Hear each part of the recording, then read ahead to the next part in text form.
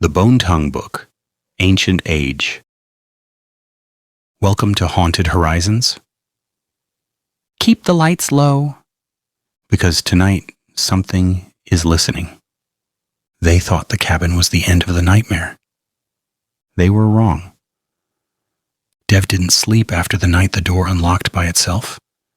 After Mira's voice said, "Run."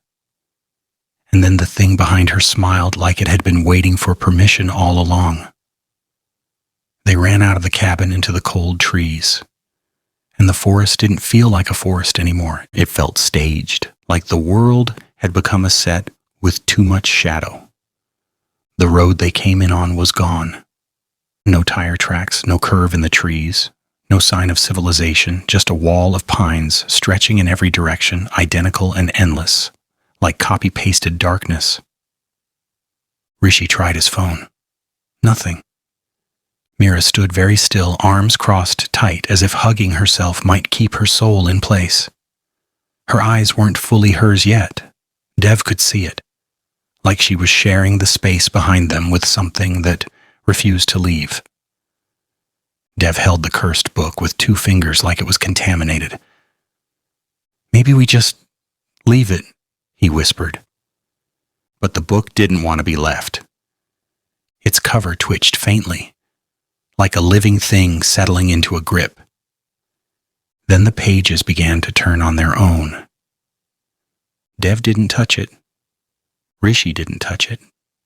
Mira didn't move.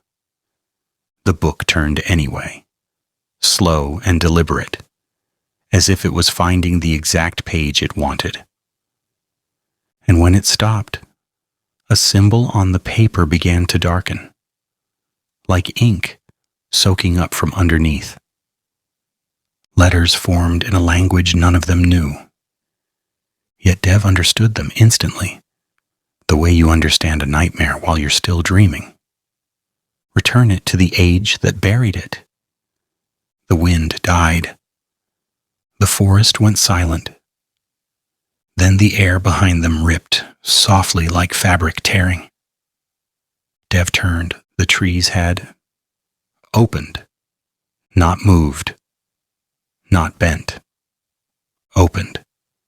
A vertical seam of darkness stood between 2 pines, as if the world had a zipper and someone had pulled it down. Inside that seam wasn't forest. It was a different sky, brownish, smoky, unfamiliar. And from inside came a sound like distant drums. Mira whispered, barely human, "It's taking us somewhere." Rishi tried to laugh. It came out wrong. "Bro, no, no, no." Dev backed away. The seam widened. The book's pages fluttered like it was excited. A force grabbed them. Not hands, not wind. Something heavier, like gravity had changed directions. Dev reached for Rishi. Rishi grabbed Mira. Mira's fingers were ice, and the world pulled them forward into the seam, into the wrong sky. As the cabin vanished behind them like it had never existed, they fell onto dirt. Not cabin dirt, not forest dirt. Dry, cracked ground that smelled like smoke and old metal. Dev rolled over, coughing dust, staring up at a sky that looked bruised. Yellow-gray clouds dragging low like a ceiling. Rishi sat up first. He looked around, eyes wide, voice shaking. "Where are we?" Mira didn't answer. She rose slowly, too smoothly, like her joints had been oiled by something that wasn't human. Around them stretched a dead plain. In the distance, silhouettes of wooden palisades and broken towers. Shapes moving on the horizon. Not cars, not houses, not anything modern. A medieval village, or the remains of one. Dev's heart hammered. "This is a movie set," he whispered, because his mind needed a lie to stand on. But the smell wasn't fake. cold wasn't fake. And the screaming, faint, far away was very real. Rishi pointed shakily. Look. A group of men appeared on a ridge, armored in mismatched plates, carrying spears. They stared at Dev and his friends like they were demons themselves. One of the men shouted in a language Dev didn't know. But somehow, his mind translated the tone. Who are you? Dev raised both hands. We're lost. The men approached cautiously. The leader's eyes locked onto the book in Dev's arms. The leader spat and made a sign with his fingers like warding off evil. Mira's lips curled in a small smile, wrong and quiet. The leader spoke again, voice trembling with anger. Book. Dev swallowed. You know it? The leader's face tightened. He took a step back and whispered a word like a prayer and a curse at once. Bone tongue. Rishi's voice cracked. That's literally what it is. The leader pointed his spear at Dev. Return it, he said, broken English now, like he'd learned it from a dying traveler. Or it returns you. Dev stared down at the book. Its cover was warm, like a beating animal. Then the village bell in the distance rang, deep and panicked, like warning. And the men on the ridge all turned pale. Because something was coming from the far fields, something tall, running too fast, not like a man, like a shadow given legs. The leader grabbed Dev's sleeve. Move, he snapped, before it smells your names. They were dragged into the village through splintered gates. Inside, people were boarding windows, pushing carts, dragging children by the arm. Fear wasn't an emotion here. It was a job. Everyone knew what to do because they'd done it before. Dev's eyes darted across the scene, charms hanging from doors, salt circles, carved symbols like the ones in the book. This happened before, he whispered. The leader, his name was Kalen, pulled them into a small chapel made of rough stone. The inside smelled of smoke and old prayers. Kalen slammed the door and shoved a bar into place. Then he stared at Dev, at Mira, at Rishi, like he was deciding which one of them would die first. You came through tear, he said. Dev nodded. We didn't mean to. Kalen's eyes flashed. Book means it. Mira stepped closer to the chapel altar. She ran her fingertips over a carved circle etched into the stone, like she recognized it. Dev grabbed her wrist. Don't! Mira blinked slowly. For a second, her eyes looked like her again. Wet, scared. Then her mouth twitched. She whispered, almost pleading, It likes old places. Kalen heard her and stiffened. She touched. It touched back. Rishi swallowed. What is it? Kalen didn't want to answer. But fear needs words eventually. He pointed to the ground beneath the altar. Pit of names, he said, where book speaks, where it calls things that should stay buried. Dev's stomach turned. So close it. Kalen gave Dev a look like he'd asked a child to stop winter. We tried, Kalen said. We burned book. It laughed. We drowned book. It whispered underwater. Dev's hands shook. We rewound the tape. Kalen frowned. Tape? Dev stopped. Wrong time. Kalen leaned closer, voice low. Only one way, send it back. Back where? Kalen's eyes flicked to Mira, then to the book, then to Dev. Back to time it came from, he said. Back to first voice that read it. The chapel door rattled. Something outside sniffed the air like a dog. Then, from beyond the wood, a voice called. Sweet. Familiar. Div. Dev's blood went cold. Because it wasn't in modern English. It was in Kalen's language. Yet Dev understood it perfectly. The book was translating the horror. Rishi whispered, shaking, "It knows you here too." The door shook again. Kalen drew a blade. Mira smiled softly, almost peacefully. Dev backed away from her. "Mira," he whispered. Mira's voice answered, layered with something ancient. It found a better stage. Night fell like a lid. The village huddled behind its gates while torches burned low, flame trembling as if it feared being seen.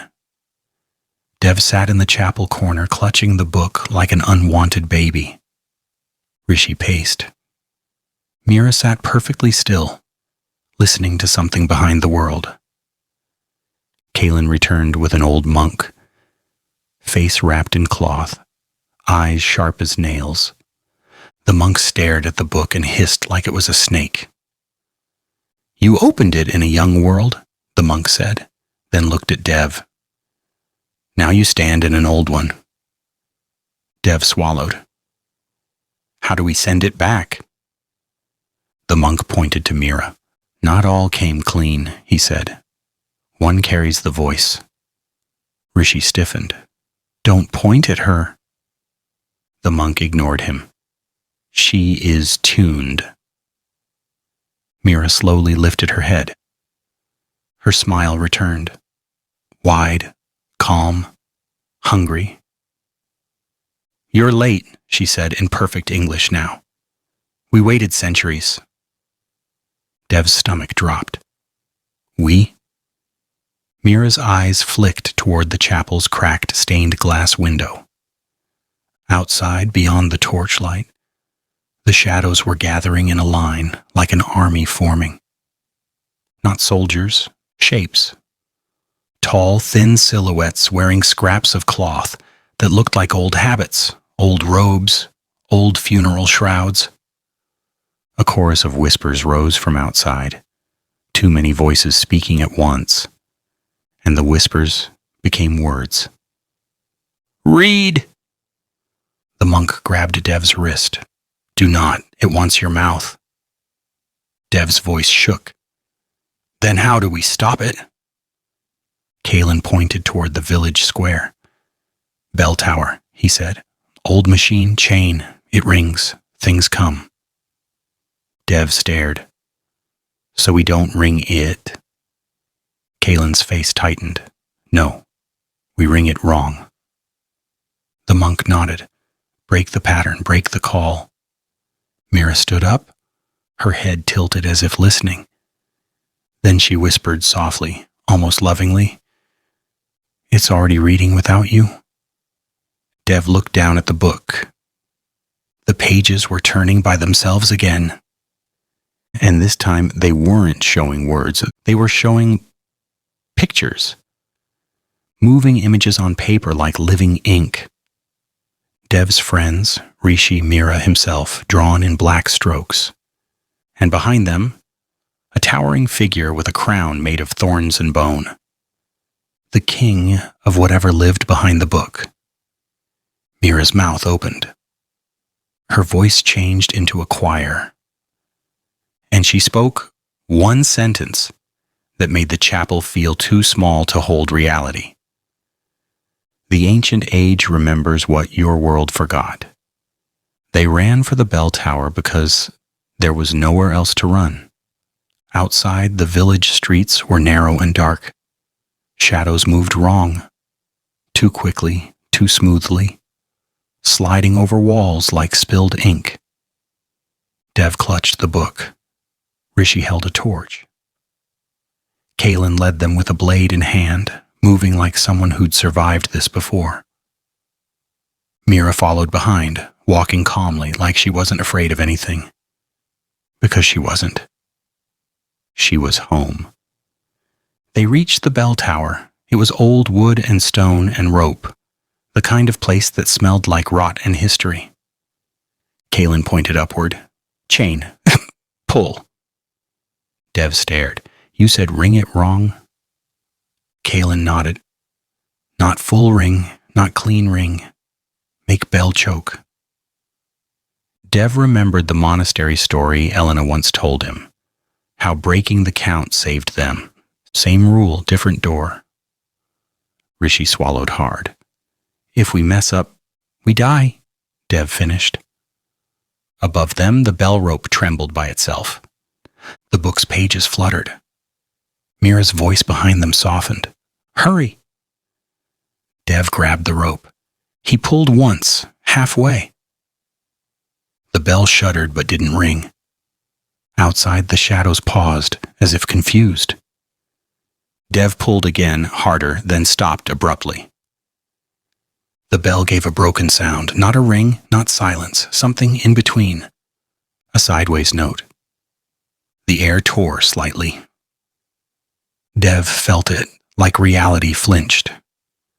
Mira screamed for the first time, not pain but anger. The shadows outside convulsed, rippling like cloth in wind.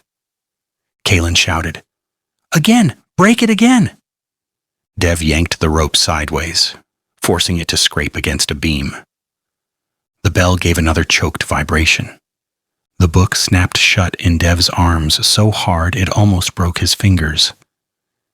Then it opened again to a new page, a single line, burned into paper. You can't unring what you've called. Rishi's voice cracked. Then what's the point? The monk, panting, eyes wild, whispered, Not unring, redirect. Dev stared. To where? The monk looked at Mira. To her, he said. Let it finish in one vessel, then seal. Dev's heart hammered. You mean trap it inside Mira? Mira smiled, calm again.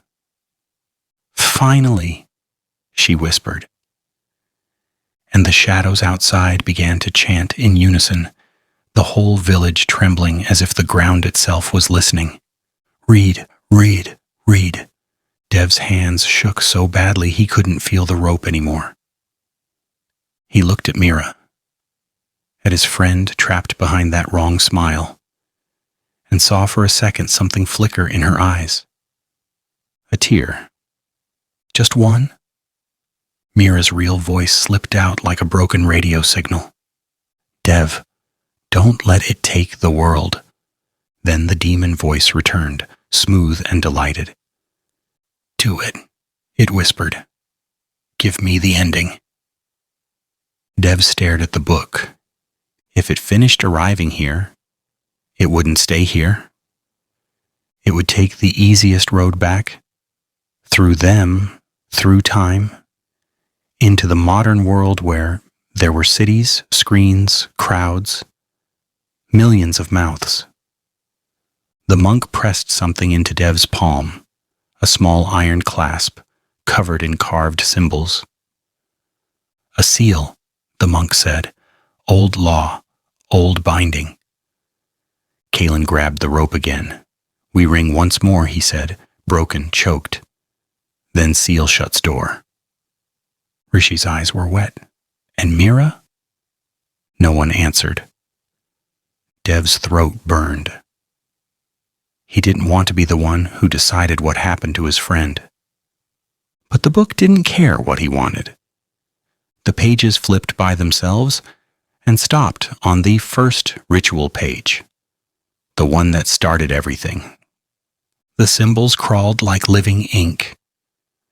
The air around Mira shimmered. The shadows outside pressed closer to the tower, whispering and breathing and waiting. Dev made a choice. He stepped toward Mira. Mira's smile widened, ready. Dev raised the iron seal and pressed it to Mira's chest, right over her heart. Mira's body jerked violently. The demon voice screamed, like a station being torn off the air. The shadows outside shrieked in unison and slammed into the tower walls like a wave. Kaelin yanked the rope sideways one last time. The bell gave a final strangled vibration, broken, incomplete. The air tore open behind Mira like a dark mouth, and the demon tried to pull away. But the iron seal held. It anchored the thing to the only vessel it had, Mira.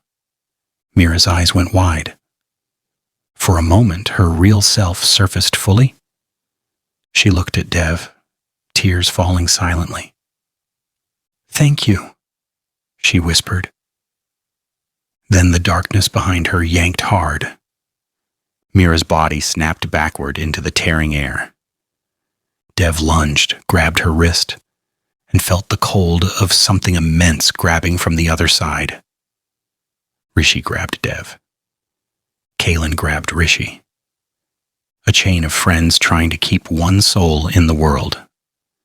The iron seal burned bright, with a pale light.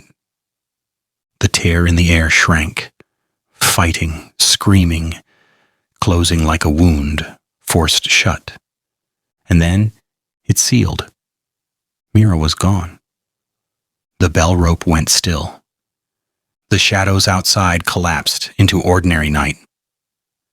The sky lightened, as if dawn remembered it was supposed to arrive. Dev fell to the floor shaking, staring at his empty hands.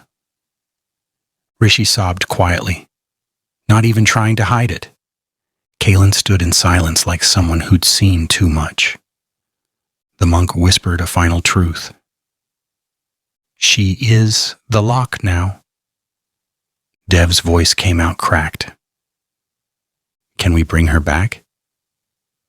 The monk looked at the book, and now closed, quiet, almost innocent. "Maybe," he said, "but every rescue is another reading." Dev stared at the tower window. Far away, the forest line wavered. A seam in reality formed again, the same zipper-dark tear. Their way home. Rishi grabbed Dev's shoulder. "We have to go, now." Dev swallowed hard. They stepped into the seam, and the ancient world disappeared behind them like a dream.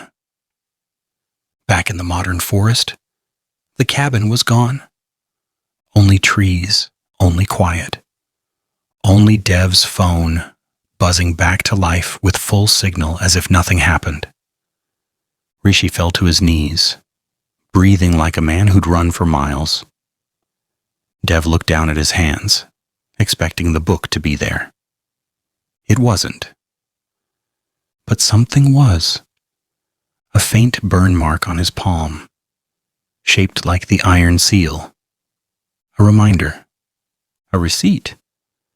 That somewhere in time a door still existed, and Mira was still holding it shut.